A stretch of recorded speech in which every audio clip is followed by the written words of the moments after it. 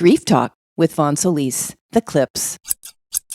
The idea of this talk, if you're tuning in, is I believe anybody can be at risk of suicide or being a suicide survivor.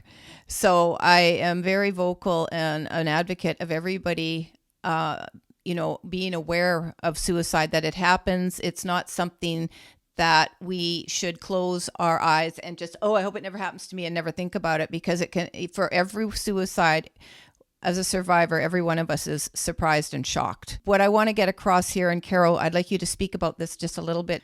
When we are worried about somebody, I know maybe in your case you weren't.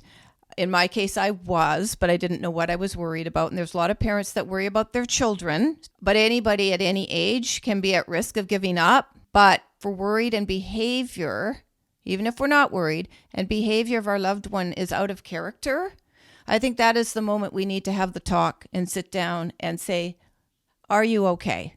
Are you thinking about taking your life? Do you have support? A list of questions that we can have prepared, but just not being afraid to have the conversation. People, they really don't want to embrace the idea of a loved one taking their life. I think you got right to the point that there's a couple of things as I talk with my clients and also in the group, as you've mentioned. Either the loved one maybe mentions they're suicidal, and then we think, okay, no, that can't happen, right? And then we just try and throw all the tools at them, and then say, don't say such a thing. And it's understandable because we're worried. We don't want that to happen, but that doesn't really necessarily help them. And then, like you said, the other thing is we're scared to ask that question because we think that's putting thoughts into their minds, but usually the thoughts are already there.